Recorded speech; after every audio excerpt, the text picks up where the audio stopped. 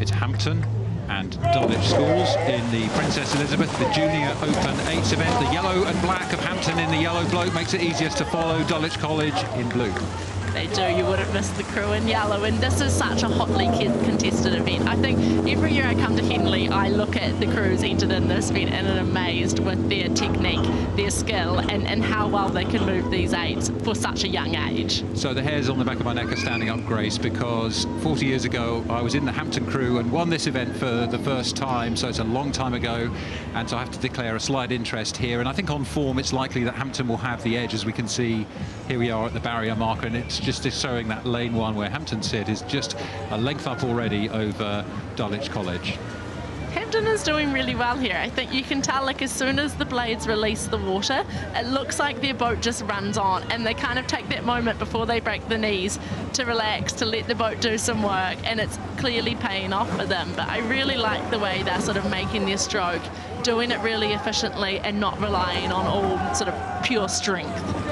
Yeah, and Dulwich, I mean, I think you expect the crew behind to look a bit more under pressure, a little bit more horsepower and work going on as we join the race coming to the 3/4 mile signal. You can see on the right that red number 1 going up for lane 1, and that's Hampton, who maintain their lead at this point.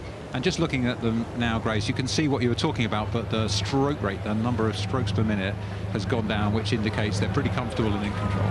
Yes, and it's a little bit easier, as you say, to look a bit relaxed when you're out in front, and you can take a moment to kind of look at how they're rigged. They've obviously created this combination where they felt that the 2 rowers in the middle, both on bow side, were actually suited to sit in front and behind of each other, and it takes a lot of work to kind of create the combination. You might have 8 great rowers, but the coaches tend to play around a lot with where best it is to seat everyone in the boat. Yeah, and talking to Josh Butler, who's second year coaching at Hampton, you know, they're building the crew there around the strength of Harry Oliver, the junior world champion, sitting in the 5 seat, just as he called it, getting the crew in the centre of the boat to be the engine room, and they've got 2 junior trialists at stroke, Harry Bernard, and at 7, Leo Robertson, trying to set that rhythm. But now we look across at the Dulwich crew: Dominic Stage, Nicholas Elton, Deryn Sevin, Oriel Cassina, August Blaine, Fallon Thomas, Thomas Watson, Alex Craig and Lewis Evans in the Cox's seat, coached by Christian May Gothling, a famous rowing name. And Dulwich, well, they've got everything to do in the middle of the course, and Hampton, as you said, right from the start, looking calm and comfortable.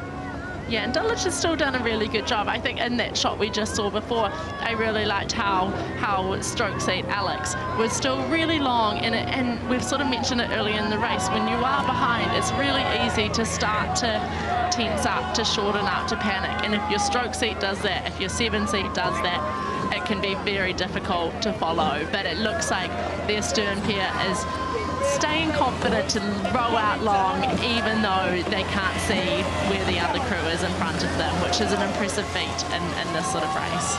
So we saw just a few races ago St Ignatius College from Australia win through, and that's who the winner of this race will be facing tomorrow, and they look really very similar to the Hampton crew, so that's hopefully an exciting race in prospect. But look at this is what I love to see in rowing. There's never giving up, never giving in. If you were with us last year, you saw wind and turbulent conditions made you nothing was guaranteed. We saw a crash in the Grand that meant devastation, so you never give up, you never give in.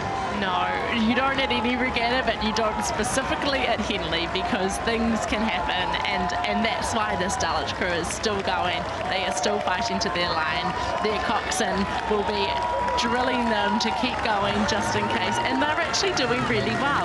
It's a difficult angle to tell here, but I think they're not giving up, and it looks like they may be clawing back a little bit coming towards the finish line here. Yeah, I mean, I think if you're in the leading crew at this point and you've been in control, you're sort of wanting to make sure you stay clear, there's no mishaps happening, but also I suspect that Hampton's minds might be turning to what's ahead of them in the next round of this Princess Elizabeth Challenge Cup. And so Hampton School crossed the line in the first round, victory just under a length over Dulwich College.